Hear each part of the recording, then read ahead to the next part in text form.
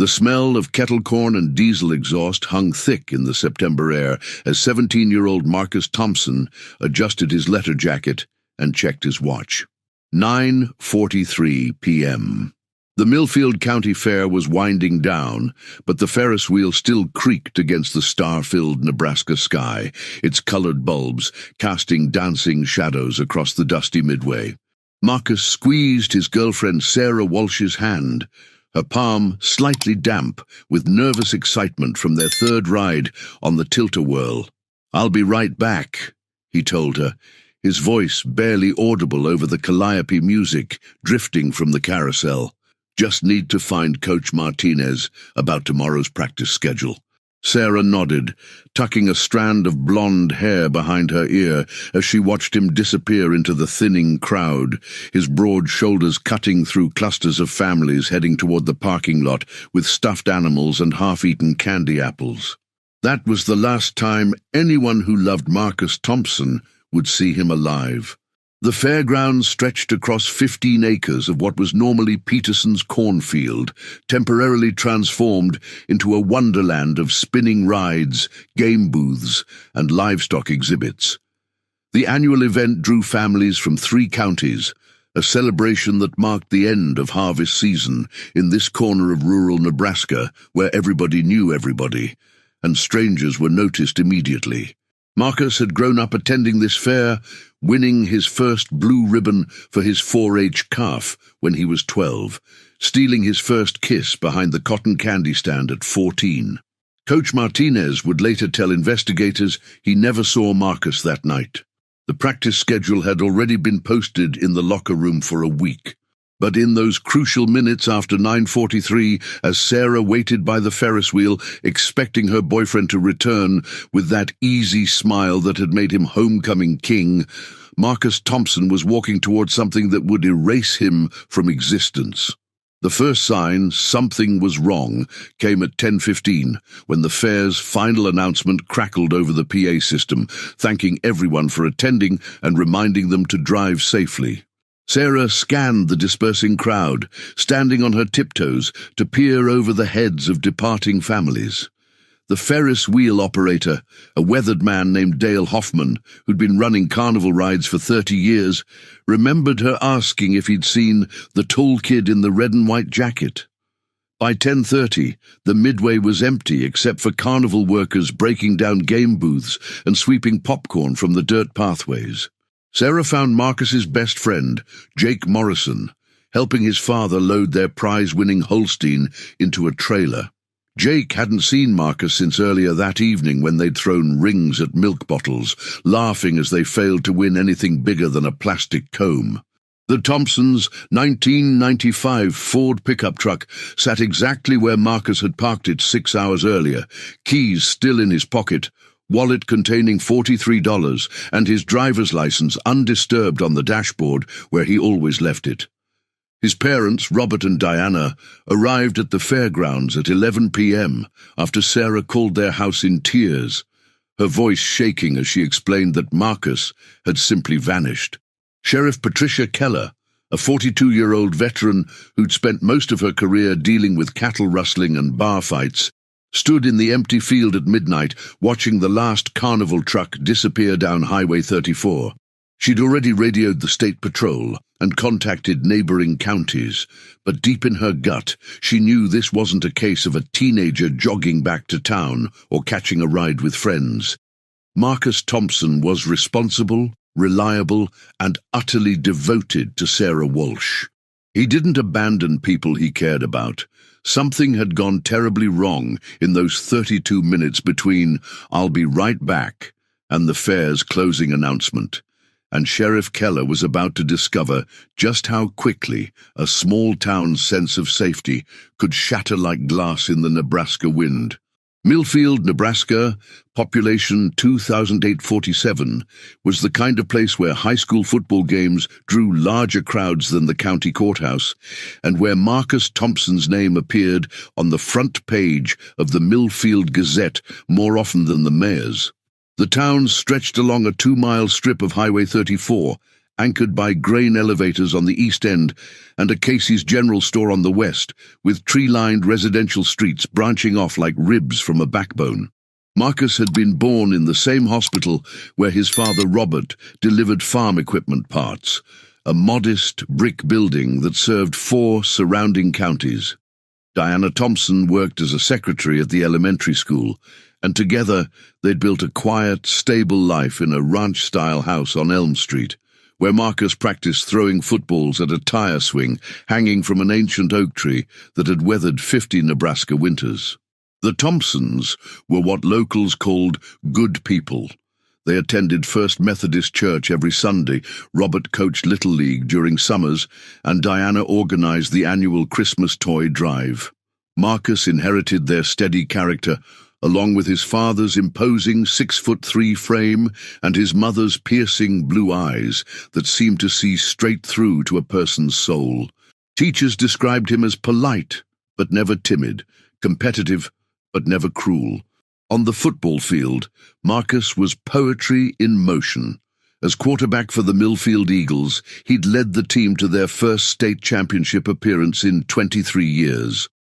College scouts had been circling like vultures since his sophomore season, and by September 1998, he'd already committed to the University of Nebraska on a full scholarship.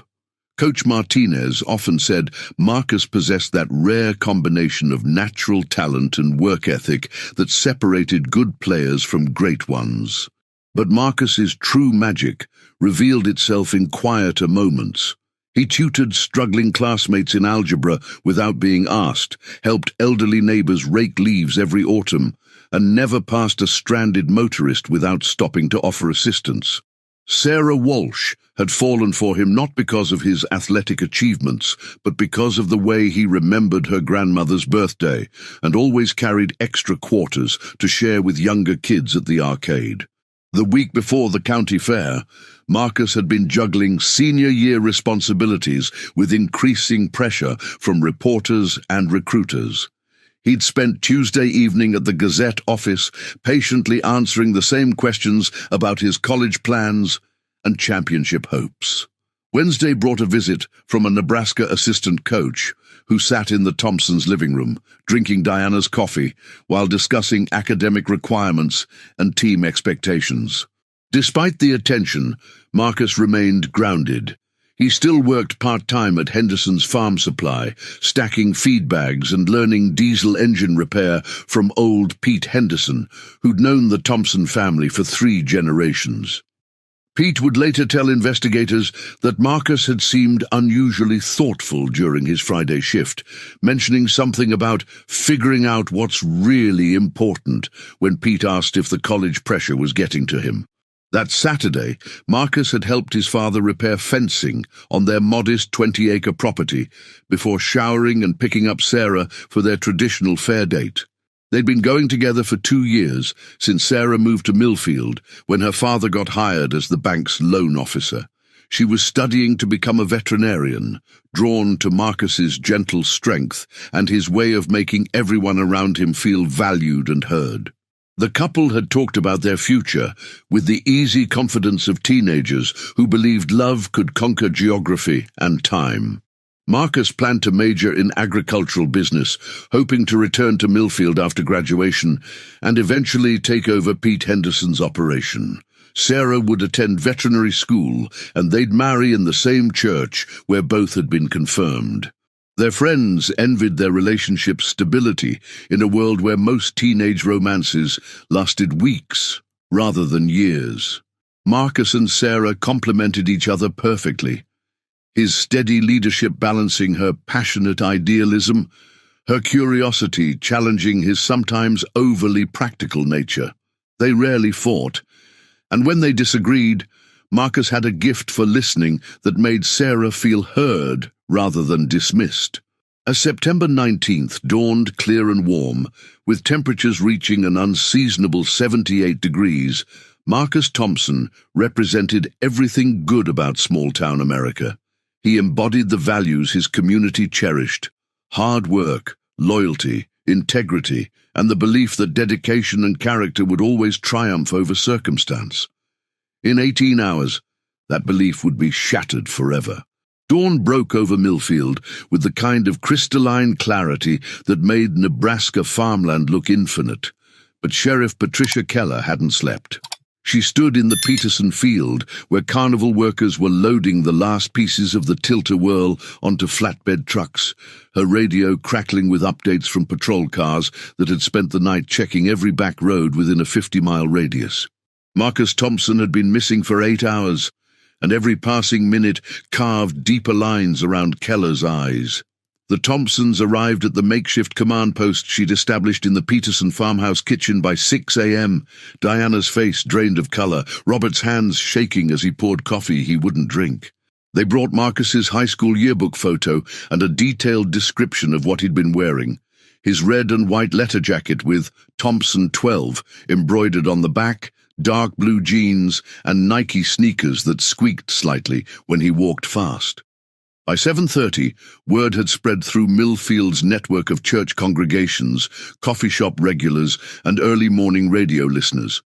Volunteers began gathering at the fairgrounds like iron filings drawn to a magnet. Pete Henderson arrived with 3 of his farm workers, their boots still caked with mud from morning chores. The Methodist church ladies brought thermoses of coffee and boxes of sandwiches wrapped in aluminum foil. Even teenagers who'd graduated with Marcus years earlier drove in from surrounding towns, their faces etched with the peculiar gravity that comes when someone your own age simply vanishes. Sheriff Keller had handled missing person cases before, but never anything like this. Usually, it was elderly folks with dementia wandering away from nursing homes, or domestic disputes where angry spouses disappeared for a few days to cool off. She'd attended FBI training seminars about coordinating large-scale searches, but theory felt inadequate when faced with 200 volunteers who wanted to help but needed direction she wasn't sure how to provide. The search dogs arrived from Lincoln at 9 a.m., German shepherds trained in cadaver detection and live tracking. Handler Jim Crawford, a lean man with weathered hands and 20 years of experience, walked the animals through Marcus's bedroom to establish scent before leading them to the fairgrounds. The dogs immediately picked up Marcus's trail from the Ferris wheel area, their noses pressed to the packed earth as they followed an invisible path that led toward the highway. At Highway 34, the trail went cold. Crawford knelt beside his lead dog, a 7-year-old shepherd named Rex, stroking the animal's head as he explained to Sheriff Keller that scent trails could be disrupted by vehicle exhaust, weather changes, or simply the passage of time. The dogs had tracked Marcus's path for approximately 200 yards before losing it completely at the asphalt road that connected Millfield to the rest of the world. Meanwhile, search teams fanned out across the surrounding farmland like spokes on a wheel. Volunteers walked shoulder to shoulder through cornfields that stretched to the horizon, their voices calling Marcus's name until the sound became a constant, haunting echo across the landscape. They checked irrigation ditches, abandoned farm buildings, and stock ponds where cattle came to drink. Every barn, silo, and equipment shed within 5 miles of the fairgrounds was systematically searched by men and women who knew this country like the lines on their own palms. The State Patrol established roadblocks on major highways, stopping every vehicle to show drivers Marcus's photograph and ask if they'd seen anything unusual the previous night. Local radio stations broadcast hourly updates, and the Omaha Television News sent a crew that arrived by noon, their satellite truck looking alien against the backdrop of grain elevators and endless sky. Sarah Walsh hadn't left the command post since arriving with her parents at dawn. She sat at the Peterson kitchen table, mechanically folding and refolding the same piece of paper while staring at the telephone, willing it to ring with news that Marcus had been found safe. Her eyes held the hollow look of someone whose world had tilted off its axis, and every time a volunteer returned empty-handed, a little more light seemed to drain from her face. As the sun reached its zenith on what should have been a typical Sunday in harvest season, Sheriff Keller realized she was coordinating the largest manhunt in county history, and they still had absolutely no idea what had happened to Marcus Thompson. The first potential break came at 2:15 p.m. when Earl Mitchell, a retired railroad worker with thick glasses and a reputation for reliability, approached Sheriff Keller with information that made her pulse quicken. Mitchell claimed he'd seen a young man, matching Marcus's description, hitchhiking along Highway 34 around 10:30 the previous night, about 2 miles east of the Fairgrounds. The figure had been illuminated briefly by Mitchell's headlights as he drove home from visiting his sister in the neighboring town of Crawford. Keller immediately dispatched 2 patrol cars to canvass that stretch of highway, interviewing every resident within a 5-mile radius.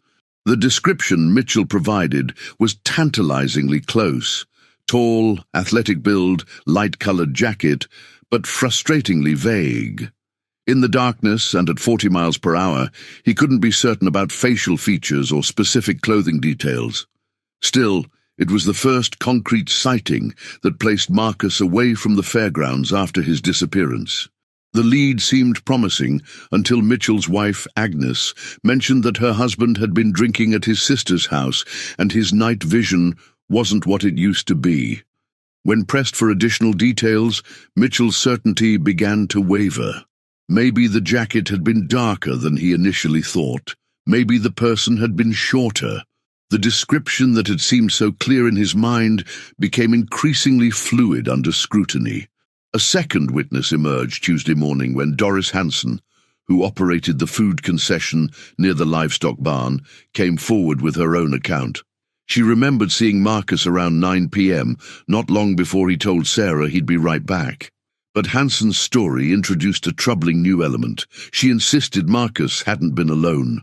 According to her recollection, he'd been engaged in what appeared to be an intense conversation with another person she couldn't identify in the shadows behind the barn. Hanson described hearing raised voices, though she couldn't make out specific words over the noise from nearby carnival rides. The conversation had struck her as unusual because Marcus was typically soft-spoken and polite, not the type to engage in public arguments.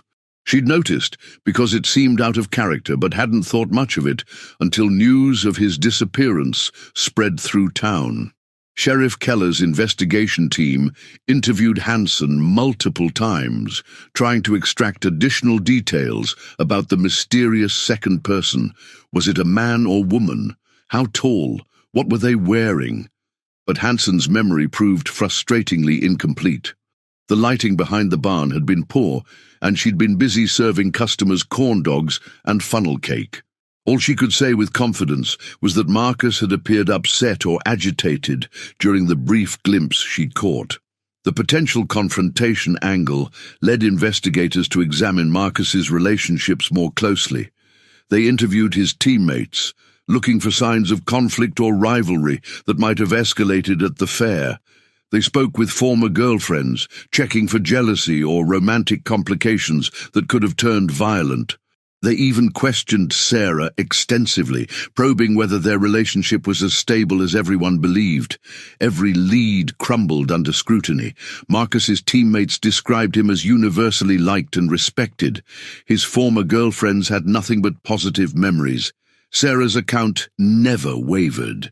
Their relationship was strong, their plans for the future solid, their last conversation completely normal. The more investigators dug, the more Marcus Thompson appeared to be exactly what he seemed, a genuinely good kid with no enemies and no reason to disappear voluntarily. By Wednesday, the investigation had generated dozens of false leads that consumed precious resources and investigative time.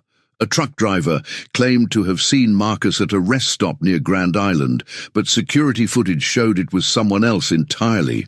A convenience store clerk in North Platte was certain Marcus had bought gasoline Sunday morning, until the timestamp on the receipt proved the transaction had occurred before his disappearance. A teenage runaway in Omaha thought she'd met Marcus at a youth shelter, but her description included details that didn't match. Wrong height, wrong eye color, wrong voice. Each false lead followed the same devastating pattern. Initial excitement and hope, careful investigation and verification, Then the crushing realization that they were chasing shadows while Marcus remained missing. Sheriff Keller found herself caught between thoroughness and desperation, knowing that every hour spent investigating bogus sightings was an hour not spent finding the real truth. The most painful false lead came Thursday evening when Marcus's own mother thought she spotted him in the parking lot of Henderson's Farm Supply. Diana Thompson had driven there to post another missing person flyer when she saw a tall figure in a letter jacket walking between the buildings. Her heart stopped, then began racing as she ran toward the person, calling Marcus's name. It was Jake Morrison, wearing his own football jacket, and the look of hope dying in Diana's eyes would haunt him for years.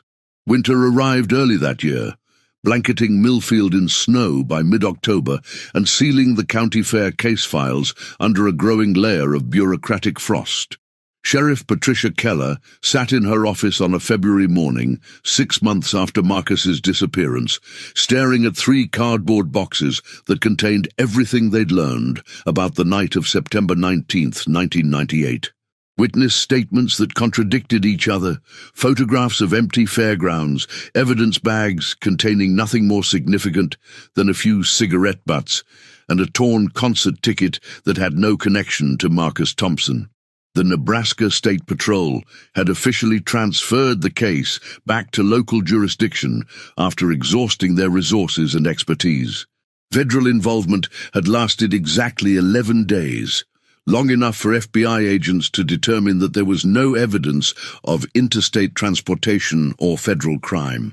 Marcus Thompson had simply evaporated from a county fair in rural Nebraska, leaving behind no ransom demands, no body, no digital trail, and no rational explanation for his disappearance.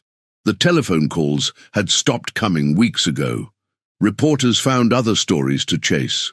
The reward fund established by the Methodist Church had grown to $12,000, but potential witnesses had long since shared everything they remembered or imagined they remembered.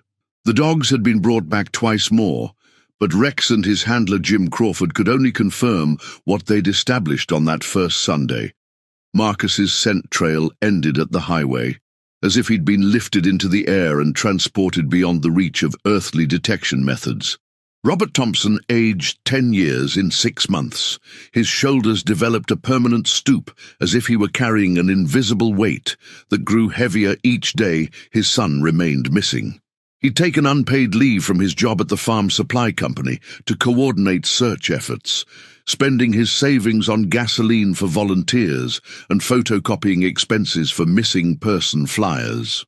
Diana found him most nights in Marcus's bedroom, sitting on the edge of the unmade bed, holding his son's football helmet and staring at recruitment letters that would never be answered. Diana herself had developed a ritual that worried her closest friends. Every evening at 9:43 p.m., she drove to the Peterson Field where the fair had been held, parking her car in the exact spot where the Ferris wheel had stood. She'd sit there for 32 minutes, the length of time between Marcus's last words to Sarah and the fair's closing announcement, as if maintaining this vigil might somehow reverse time and bring her son home. The marriage began showing stress fractures that had nothing to do with blame, and everything to do with grief processed differently. Robert wanted to hire private investigators they couldn't afford. Diana wanted to consult psychics and mediums who claimed they could communicate with the missing or dead. Both parents found themselves unable to comfort each other because their own emotional reserves had been completely depleted by the constant gnawing uncertainty of not knowing. Sarah Walsh left Millfield in August 1999, accepting a scholarship to Iowa State University that she'd previously planned to decline in order to stay close to Marcus. The decision tortured her, but the ghost of her missing boyfriend haunted every street corner, every familiar place they'd shared together. Her parents thought the change of scenery might help her heal, but Sarah carried the weight of that last conversation wherever she went. "I'll be right back" became a phrase that echoed in her dreams, a promise that would never be fulfilled.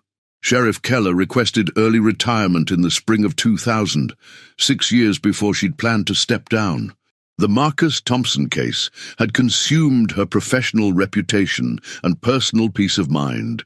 She'd investigated hundreds of crimes during her career, but none had left her feeling so thoroughly defeated.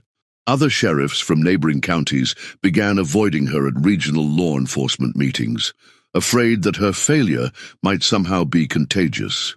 Her successor, Deputy Tom Bradley, inherited the case files, along with the unspoken understanding that the Marcus Thompson investigation was a career-ending puzzle that had already claimed one sheriff's reputation.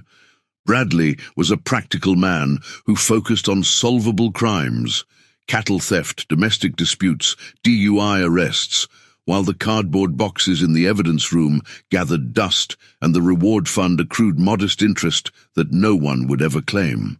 By December 2001, Marcus Thompson's disappearance had transformed from an active investigation into local folklore, the kind of story that newcomers heard during their first week in town and longtime residents mentioned in hushed tones when the county fair returned each September.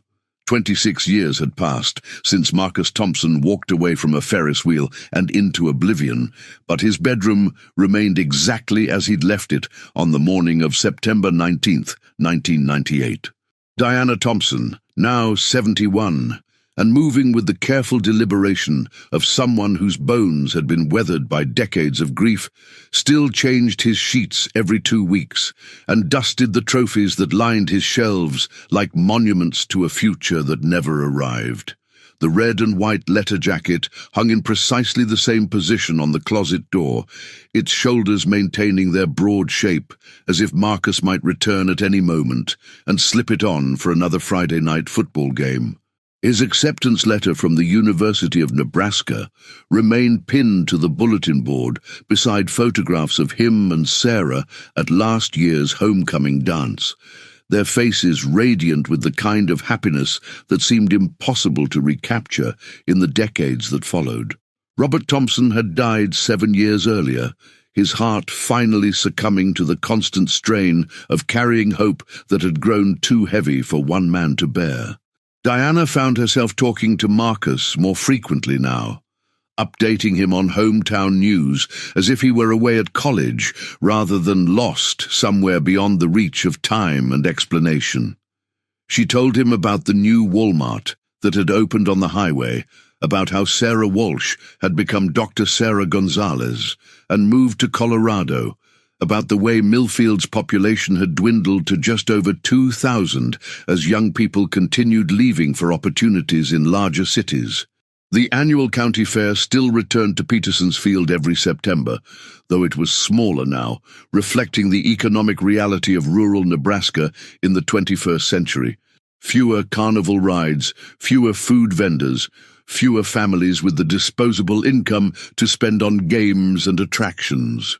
But those who remembered 1998 inevitably found their eyes drawn to the spot where the Ferris wheel once stood, as if expecting to see a 17-year-old boy in a letter jacket telling his girlfriend he'd be right back.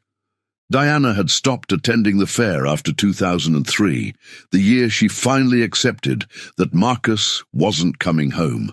The sounds of carnival music and children's laughter had become unbearable reminders of the last normal evening in her family's life. She'd grown accustomed to the annual pilgrimage of amateur investigators and true crime enthusiasts who arrived each September, hoping to solve a case that had stumped professional law enforcement for more than 2 decades. The reward fund had grown to $47,000 through compound interest and occasional donations from strangers who'd read about the case online. Diana sometimes wondered if she should donate the money to a missing children's organization, but the fund represented the last tangible connection between her son and the outside world. As long as the reward existed, the possibility remained that someone might come forward with information that could finally answer the questions that had consumed her adult life. Sheriff Bradley had been replaced by Sheriff Amanda Rodriguez in 2015, and she by Sheriff Kyle Morrison, Jake Morrison's younger brother, who'd been 8 years old when Marcus disappeared. Each new sheriff inherited the case files and the unspoken understanding that the Marcus Thompson investigation was the department's most famous failure. The evidence boxes had been transferred to digital storage, but the physical items remained in the same metal filing cabinet, gathering dust like artifacts from an archaeological dig. Henderson's farm supply had closed in 2019 when Pete Henderson finally retired, taking with him the last direct connection to Marcus's working life. The building now housed a Dollar General store that served the remaining population's basic needs, but couldn't provide the kind of community gathering place where old-timers shared stories about the boy who'd vanished at the county fair. Sarah, now Dr. Gonzalez, had returned to Millfield exactly once since leaving for college, arriving unannounced on a cold January morning in 2018 to visit Diana Thompson. The two women had sat in the kitchen, where the command post had been established 20 years earlier, drinking coffee and sharing memories that felt simultaneously vivid and ancient. Sarah had married a veterinarian she met in Colorado and had 3 children who would never know their mother's first love, but Marcus Thompson remained present in her life like a watermark on her memories. On quiet evenings, Diana sometimes heard phantom footsteps on the front porch, or thought she glimpsed a familiar silhouette walking past the living room windows. She'd learned to distinguish between hope and hallucination, but the house itself seemed to remember Marcus, creaking in familiar patterns and settling into shapes that suggested his presence. Time had moved forward for everyone except the boy, who remained 17 forever, suspended in the amber of that September night, when something went terribly wrong at a county fair in rural Nebraska. The excavator's bucket scraped against something metallic beneath 3 feet of compacted earth, producing a grinding sound that made construction foreman Luis Rivera wince. It was July 15, 2024, and the crew from Omaha Construction had been hired to expand the Millfield County Fairgrounds with a new concrete pad for food vendors, part of a modest renovation project funded by a state rural development grant. Rivera had been breaking ground on what local officials assured him was empty field, but 26 years of Nebraska weather had apparently concealed more than anyone anticipated. Rivera climbed down from the excavator cab, his work boots crunching on the mixture of dirt and gravel that had been churned up by the morning's digging. The metallic object protruding from the disturbed earth looked like a piece of twisted pipe at first glance, but as he brushed away the clinging soil with his gloved hands, the distinctive curve of bicycle handlebars began to emerge. The metal was heavily corroded, stained brown and orange by decades of moisture and soil chemistry, but the basic structure remained intact. The bicycle that emerged from its earthen grave over the next hour was a BMX-style model, the kind popular with teenagers in the late 1990s. The frame was bent and twisted, as if it had been deliberately damaged before burial, and the tires had long since rotted away, leaving only wire wheel rims and fragments of rubber clinging to the spokes. Most of the paint had been stripped away by time and corrosion, but patches of what might once have been blue still clung to protected areas of the frame. Rivera's first instinct was to treat the discovery as routine construction debris, the kind of discarded junk that often turned up when breaking new ground in rural areas. But something about the bicycle's condition bothered him. The damage seemed too systematic to be accidental, and the burial depth suggested deliberate concealment rather than casual disposal. More troubling was the location. According to his site plans, this area had been directly behind the Carnival's backstage operations during the annual county fair. By noon, Rivera had made the decision that would reopen the Marcus Thompson case after 26 years of dormancy. He called Sheriff Kyle Morrison, explaining that his crew had discovered what appeared to be a buried bicycle in an area that might have historical significance to the 1998 missing person investigation. Morrison, who'd grown up hearing stories about Marcus Thompson's disappearance, understood the potential importance immediately. Sheriff Morrison arrived at the construction site within 30 minutes, accompanied by Deputy Lisa Chen and the department's digital camera. The bicycle had been carefully excavated and now lay on a plastic tarp, its twisted frame catching afternoon sunlight that revealed details invisible in the shadowed excavation pit. Morrison knelt beside the artifact, noting the systematic nature of the damage. The handlebars had been bent backward, the seat post was snapped, and the chain had been deliberately removed. But it was Deputy Chen who made the observation that sent chills down Morrison's spine. Despite decades of corrosion, a small metal plate remained attached to the frame near the rear wheel. A manufacturer's identification tag that included a serial number. The numbers were barely legible, etched into metal that had been partially eaten away by rust, but modern enhancement techniques might be able to recover enough information to trace the bicycle's original owner. Morrison immediately secured the scene, establishing a perimeter around the excavation site while he contacted the Nebraska State Patrol's Criminal Investigation Division. The bicycle was photographed from every angle, its position relative to known landmarks carefully documented before it was transported to the state crime lab in Lincoln. The excavation area was expanded and methodically searched, revealing fragments of cloth that might once have been clothing and several small metal objects too corroded to identify without laboratory analysis. The timing of the discovery felt simultaneously fortunate and haunting. Construction on the fairground expansion had been delayed for 2 years by funding issues and permit complications. If the project had proceeded on its original schedule, the bicycle might have been discovered while Diana Thompson was still alive to learn what had been hidden beneath her feet during all those years of September vigils. She had died 6 months earlier, taking with her 26 years of unanswered questions about her son's fate. As the crime scene tape fluttered in the Nebraska wind, Sheriff Morrison found himself contemplating the cruel mathematics of time and chance. A construction project, delayed by bureaucratic complications, had finally revealed what might be the first physical evidence in the Marcus Thompson case since 1998. The bicycle's serial number represented the most promising lead in more than 2 decades. But Morrison knew that promising leads in cold cases often led to dead ends that were even more devastating than continued uncertainty. Still, as he watched the State Patrol investigators carefully loading the corroded bicycle into their evidence van, Morrison felt something he hadn't expected: hope. After 26 years of failure, they finally had something concrete to investigate, something that might lead them closer to understanding what happened to Marcus Thompson on that September night when a 17-year-old boy walked away from a Ferris wheel and disappeared forever.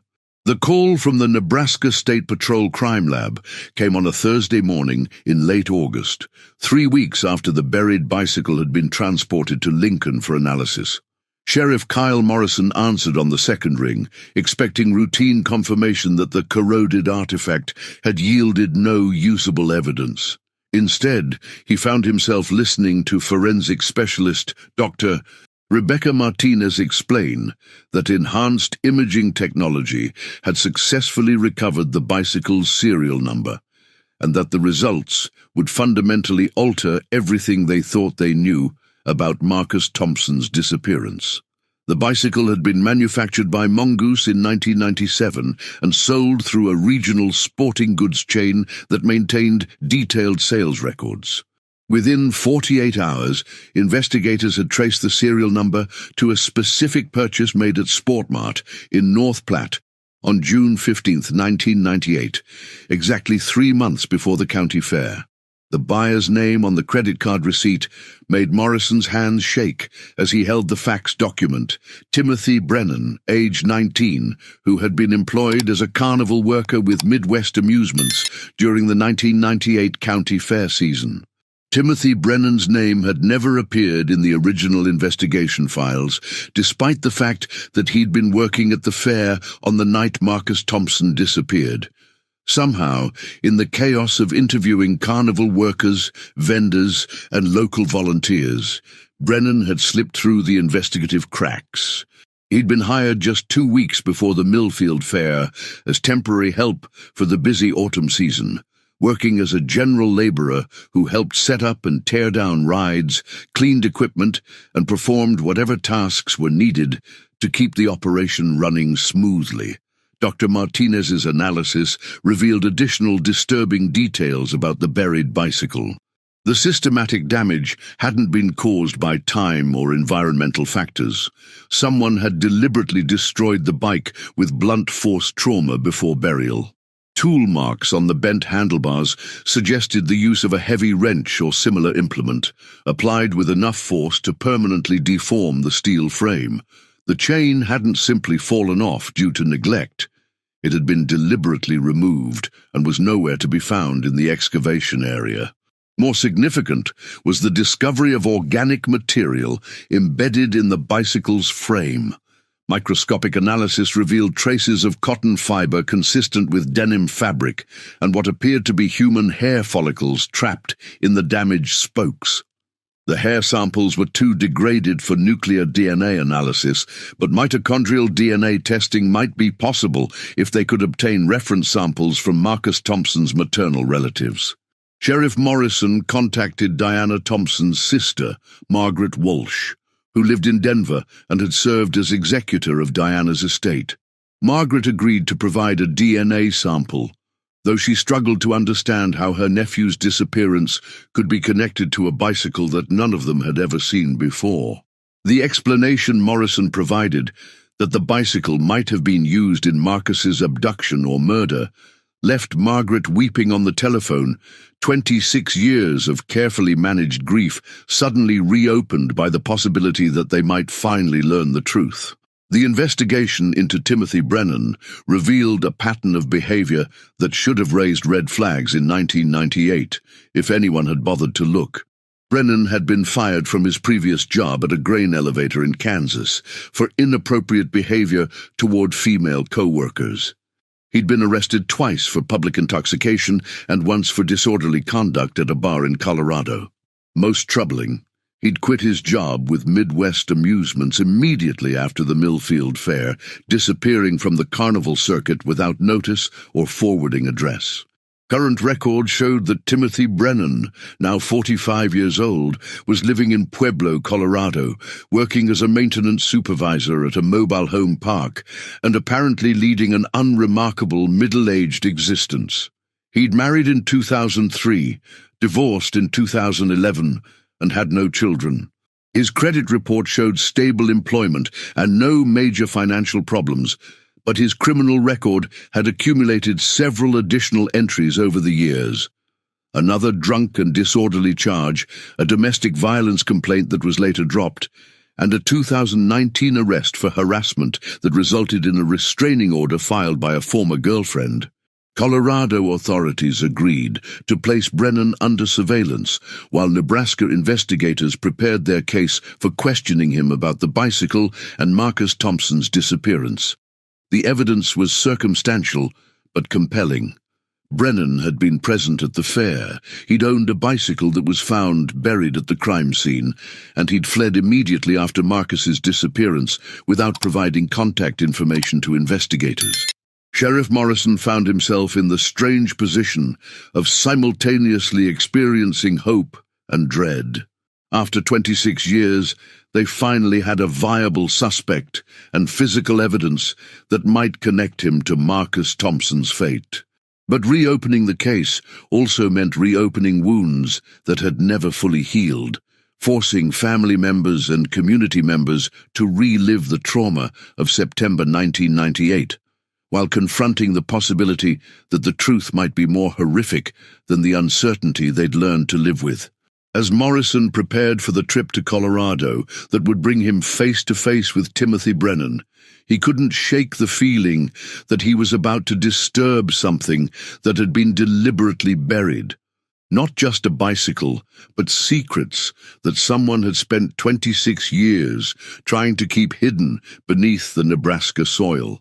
Timothy Brennan sat across from Sheriff Kyle Morrison and Colorado Detective Maria Santos in an interview room at the Pueblo Police Department, his weathered hands folded on the metal table as if he were praying.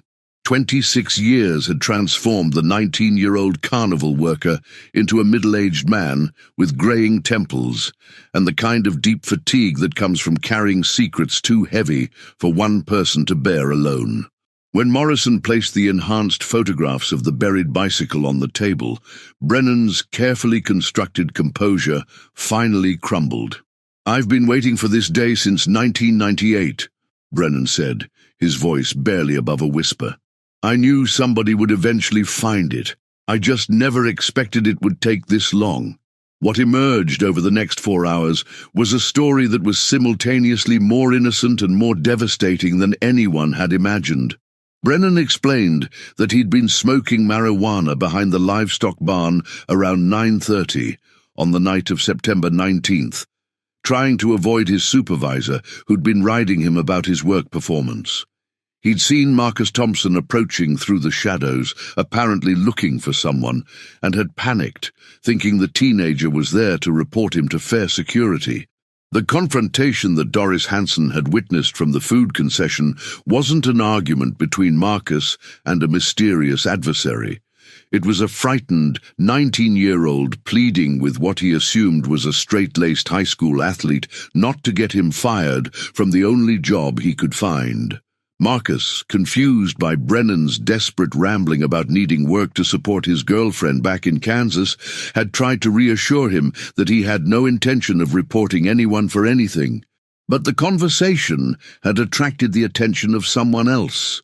Dale Hoffman, the Ferris wheel operator who'd worked carnival circuits for 30 years and had developed a paranoid obsession with protecting his operation from what he perceived as local troublemakers.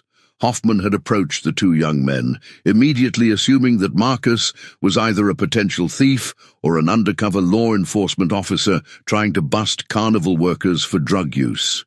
The confrontation escalated rapidly when Hoffman, who'd been drinking heavily throughout the evening, grabbed Marcus by the arm and began dragging him toward what he claimed was a security office, but was actually a storage trailer behind the midway. Marcus had resisted, not understanding what was happening or why he was being detained by a stranger who reeked of alcohol and kept demanding to know who sent him to spy on the carnival operation. In the struggle that followed, Marcus had struck his head against the trailer's metal steps with a sickening sound that Brennan said still haunted his dreams decades later. The teenager had collapsed immediately, blood pooling beneath his skull on the packed dirt behind the trailer. Hoffman, sobering instantly when he realized what had happened, began screaming at Brennan to help him figure out what to do with the body. The bicycle had belonged to Brennan, who'd purchased it as transportation between his shared motel room and the Fairgrounds. Hoffman had convinced him that they needed to create the impression that Marcus had left the fair willingly, so they'd loaded the unconscious teenager onto the bicycle and wheeled him to Hoffman's pickup truck, which was parked behind the equipment trailers where nobody would see them. Brennan maintained that Marcus had still been breathing when they put him in the truck, but admitted he wasn't certain the boy had survived the 20-minute drive to an abandoned grain silo outside town. Hoffman had insisted on burying Marcus's body at the remote location, using shovels from the carnival's equipment supply. They'd returned to the fairgrounds before dawn, where Hoffman had systematically destroyed Brennan's bicycle with a wrench, claiming that it was now evidence that could connect them to the crime. The mangled bike had been buried in the area that would later become the excavation site, while Hoffman had coached Brennan on what to tell investigators if anyone asked about the missing teenager. The most devastating revelation was that Marcus Thompson might have survived his injuries if Brennan and Hoffman had called for medical assistance instead of panicking about their own legal exposure. Dr. Martinez had estimated that the skull fracture, while serious, would have been treatable with immediate hospital intervention. Marcus had died not from malicious intent, but from two frightened men's decision to prioritize their own freedom over a teenager's life.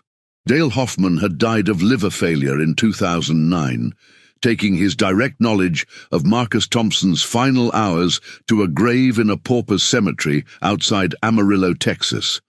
His death meant that Timothy Brennan's confession could never be fully corroborated, but it provided enough specific details about the burial location to guide investigators to what they'd been searching for since September 1998.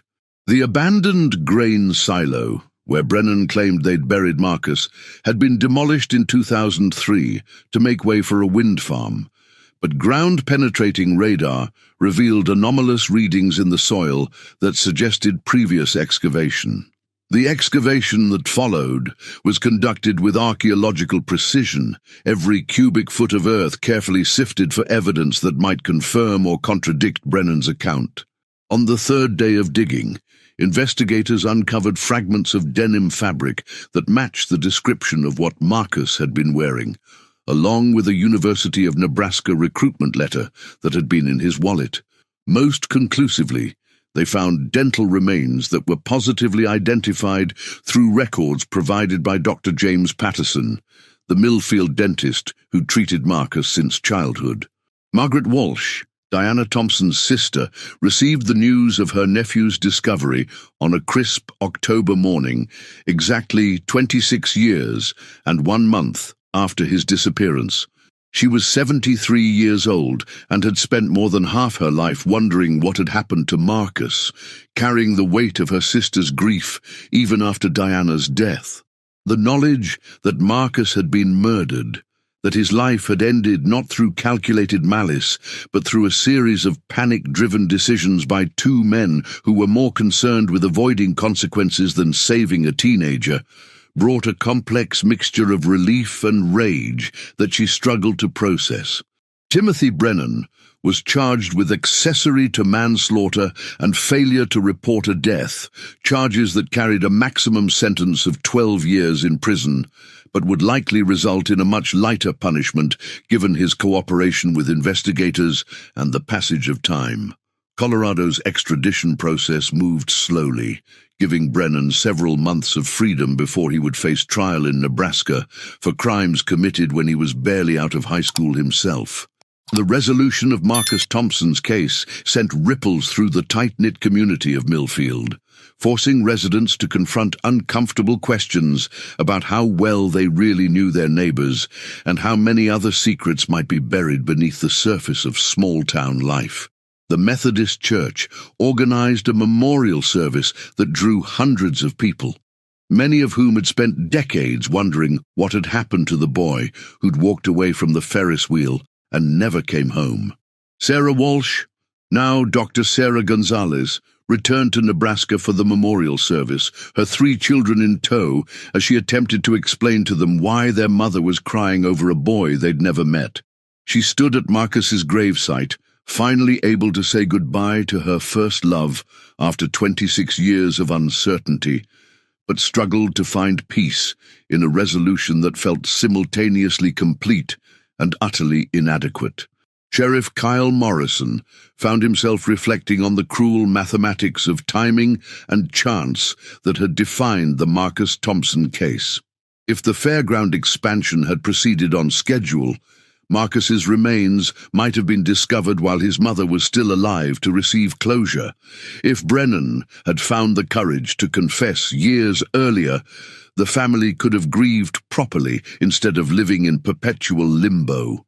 If 2 frightened men had made different choices on a September night in 1998, Marcus Thompson would have celebrated his 43rd birthday instead of remaining forever 17 in the memories of those who loved him. The case raised broader questions about how many other families across rural America were living with similar uncertainties, how many other cold cases might be solved if construction projects or agricultural work accidentally disturbed carefully hidden secrets. Morrison had been contacted by investigators from 3 other states who wanted to know if Brennan or Hoffman might have been involved in unsolved disappearances in areas where their carnival had operated. As autumn settled over Nebraska and the Peterson field prepared for another county fair, the Marcus Thompson case officially closed with the kind of resolution that satisfied legal requirements but left emotional wounds that would never fully heal. The truth, when it finally emerged from decades of burial, proved to be neither the random violence that many had feared, nor the calculated predation that others had suspected, but something more mundane and perhaps more tragic. A series of poor decisions by flawed human beings that had ended a promising life and destroyed a family's faith in the fundamental safety of their small-town world. The bicycle that had remained hidden for 26 years had finally served its purpose, not as the getaway vehicle Hoffman had intended, but as the key that unlocked a mystery that had haunted an entire community for more than a quarter century. Sometimes, justice arrives not through brilliant detective work or advanced forensic science, but through the simple act of breaking ground in the right place at the right time, disturbing secrets that were never meant to stay buried forever. If you found yourself captivated by this tragic story of a family's 26-year search for answers, consider subscribing to explore more cold cases that have been solved through unexpected discoveries and the relentless passage of time. Share your thoughts about how communities can better protect their young people and what other mysteries might be waiting beneath the surface of small-town America.